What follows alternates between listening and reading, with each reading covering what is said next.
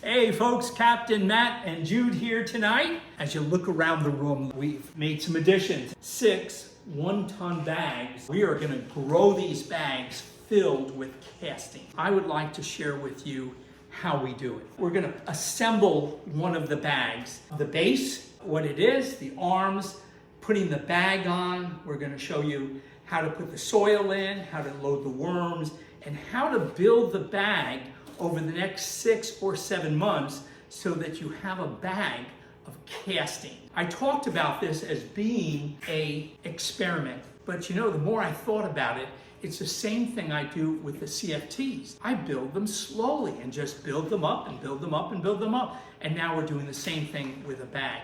We built a pallet. The pallet is made out of 2x4s. The pallet is the piece on the floor. It's 3 foot by 3 foot because that is the base size of a 1-ton bag.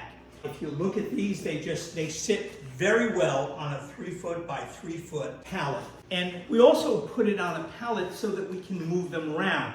I have a pallet jack here, and so I can move this filled anywhere we need to go. These arms are 56 inches long. We have a 3.5-inch frame underneath. As the bag sits on top of that, the arms will sit up here. The whole idea of using these is to keep the bag from looking like that. Dude, if you can hold both of those, that would be great. The arms are there, and what we'll do is take the 1-ton bag and put it in. We're gonna put it right up here, find the center point. And I'm putting the screw in just that much, just to hold it in place.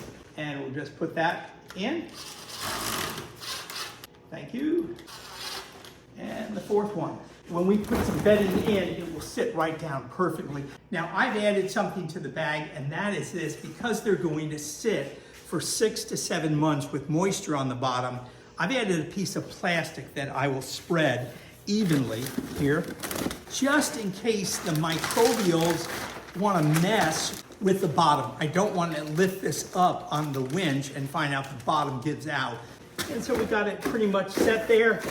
We're building, I've called this the reverse process, because what we did here is we first took our bedding and we sifted our bedding first.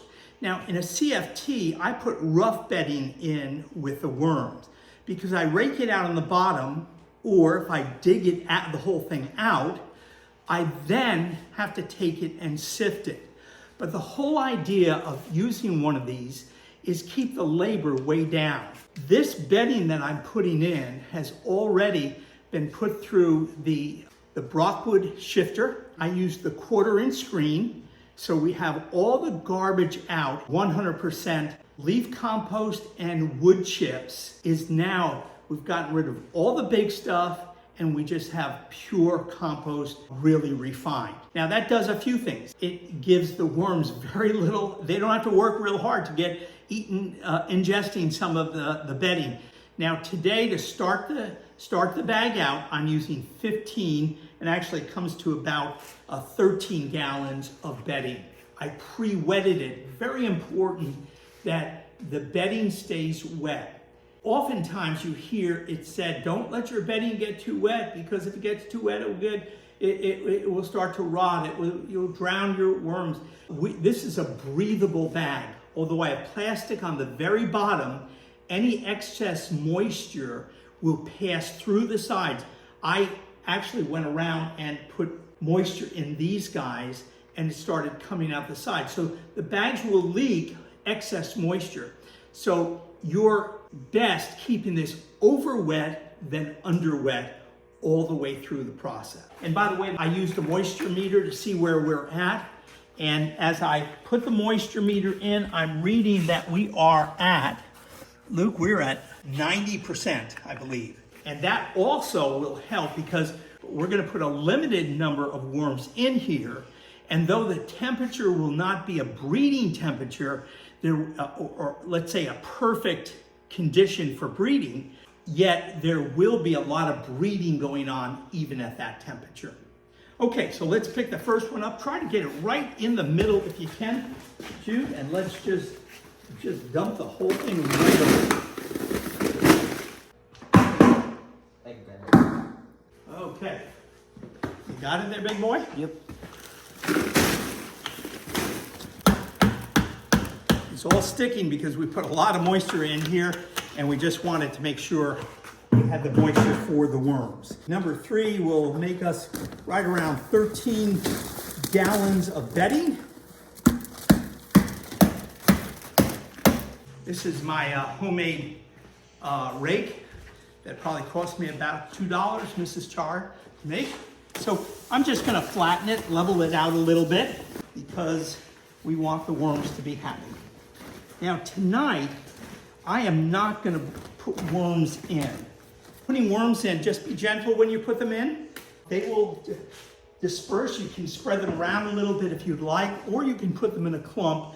They will start traveling all over the place. Once you put the worms in, it's very important that you feed the worms and start out slowly. Make sure that the feed that you put in, and we have a video on Captain Matt's feed combination, and you can get that feed. If you don't have the raw vegetables in the winter time to make the feed really wet, you can just put the feed in dry and sprinkle it. Get a little sprinkler can. I don't have my green one here.